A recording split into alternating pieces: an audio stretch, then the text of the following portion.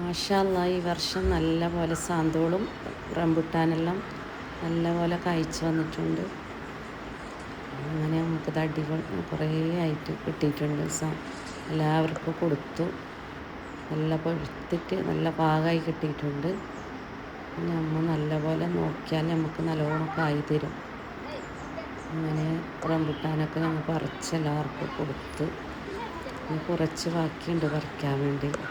കുറേ പേർ എന്നോട് ചോദിച്ചിട്ടുണ്ടായിരുന്നു.